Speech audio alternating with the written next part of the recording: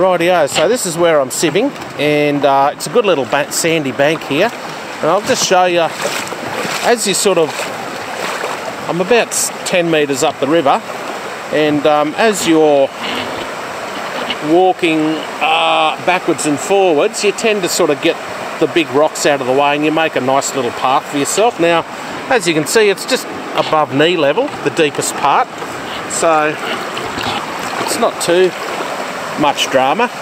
It's above the gumboot, but as you can see, it's just beautiful gravel in here. Heaps of gravel, heaps of big rocks to dig behind.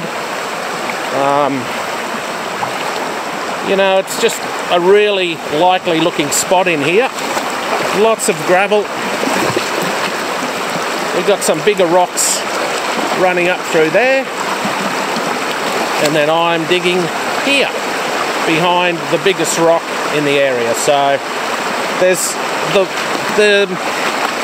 a sort of a plus and a minus with digging behind the biggest rock in the area, and that is it's really obvious, and there's a chance that someone else would have come here and dug it up.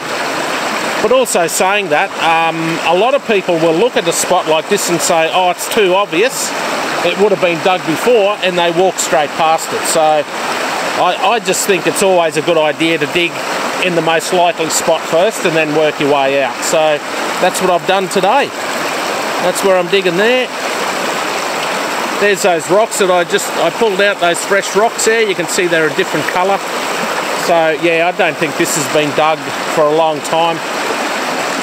It's hard to tell, but you know, those rocks have been in the sand and gravel for at least 3 or 4 years, and long enough for the river to get heaps of floods and heaps of gravel moving around and getting the gemstones to redeposit back in here. So we'll find out as we go along.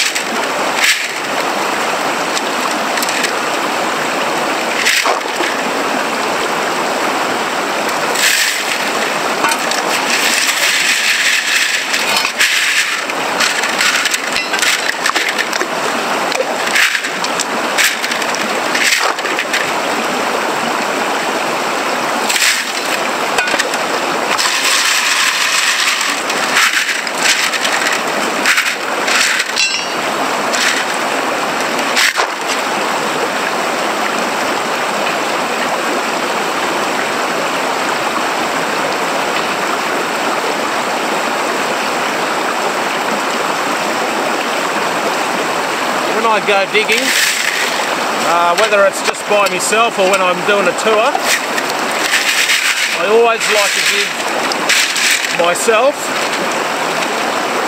and everybody else the best chance possible of finding something really nice, and that means digging hard for a good 3 to 4 hours.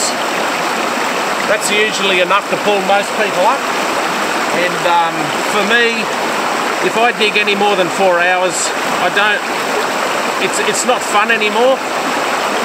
I get tired and I start tripping over things, and it's just sort of starts becoming more like work than fun. So I do a good solid 3 to 4 hours. I go as hard as I can.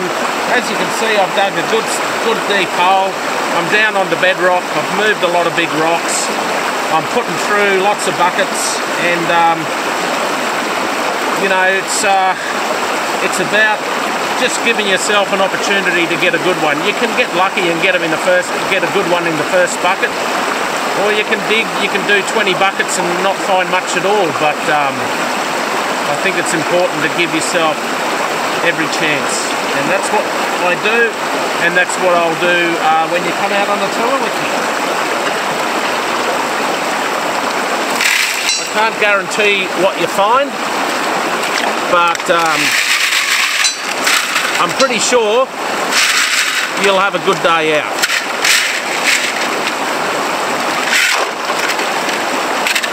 Righto, so that's that bucket.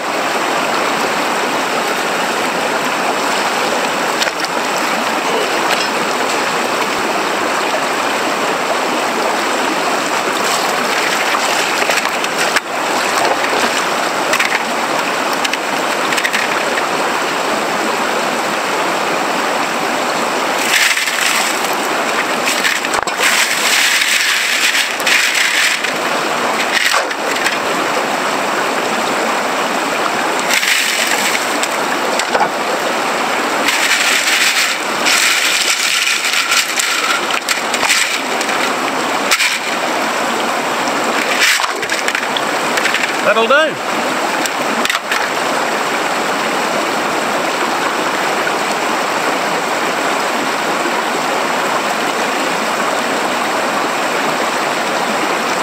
I thought that was a sapphire for a sec. I saw the bottom, it's sort of like got a hexagonal shape. But yeah, I don't think they get that big around here anyway.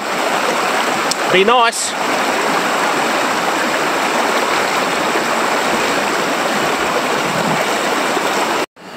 Rightio, so I've just done a sieve, and as you can see there's lots of black stones, and I can see a really nice topaz there, and I can see a sapphire there just above my finger.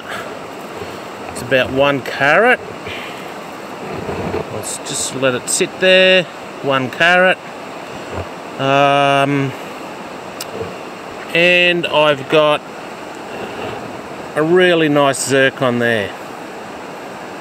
So yeah, I think this will be a good spot. And this is the next sieve, and as you can see that's a much better bucket. So there's lots of heavy stones in there, and there's a few bigger ones there, bigger topaz, and there's a bigger spinel, I mean. And there's a sapphire next to it, look. Alright, let's try and get a... So you've got a sapphire there, and you've got a bigger spinel there. You've also got a really nice topaz there. It's a bit hard to see on camera, but it's a beautiful yellow topaz. So there's sapphire, topaz, big spinels. This looks like it's going to work. Alright, so next sieve, and as you can see, heaps and heaps of black stones, heaps of spinels. And look, it's not super rich, but at the same time I'm getting gemstones every sieve. And you know, that's all you really need to do. It's about working through your sieves and hoping that that good one turns up. But this is definitely good enough to bring people. I've been getting topaz, spinels, sapphires, zircons. There's a few smoky quartz around. So yeah, this is perfect. And that's about 1/4 of a bucket that I just did there. So heaps of, well, not heaps, but there's a few little zircons there, so I'm happy with that. Alright, so that's it, I'm done. Filled in the hole. Tidied things up a little bit. I think the camera's a bit blurry. It's either that or I haven't got my glasses on. But yeah, job's done. I'm heading back to the car now, so I've done 4 hours of digging today, so it was a pretty big day. First 3 hours fly past, but that 4th hour, it's not easy. So 3 to 4 hours is a good time to be out on the river. Just a little tip on filling in the holes. I always throw the little rocks in first and then put the big rocks on top, and that way, gee, that is blurry. And that way, when you come back, the big rocks are easier to move if they're on top, and it also stops someone else from coming along and just jumping in and digging in the hole. So if people come along, they'll sort of see that someone's dug there, but they're less likely to pull all the rocks out and dig it. They'll probably just walk past. And it only takes about 5 minutes to get the rocks back out again. It literally took me 3 minutes to fill the hole in. But anyway, I'm going to head back. I've had a terrific day, perfect winter weather. It's just gorgeous up here. It'd be nice to be able to show you the bush, but I just don't want to give away my spot. Not because I'm worried about people coming back here, but it's just out of respect for other people who come up here, and if they see this on social media and it's easy to recognise, then they might be a bit cranky with me. But anyway, I'm going to keep going. See.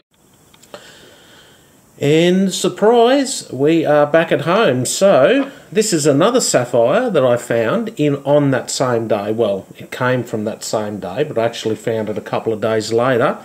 And the other sapphire that I found in the second sieve, and this one was one that I found in the third sieve. So I actually missed it twice before I found it, but it's a beautiful stone.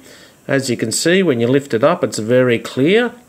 It's quite thin, so you can see it's fairly thin, but it's thick up one end and sort of thin at the other.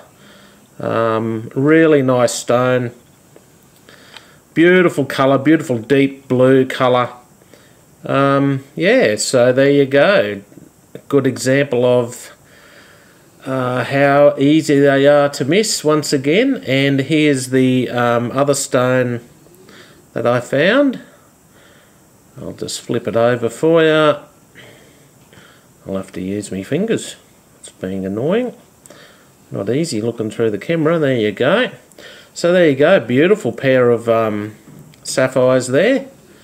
And yeah, so it turned out to be a really good day. I didn't realise I had these two stones when I was up there digging, so I didn't find them till I got home. But it just shows you, gotta be careful when you're don't throw away your black stones. You could be throwing away some nice sapphires.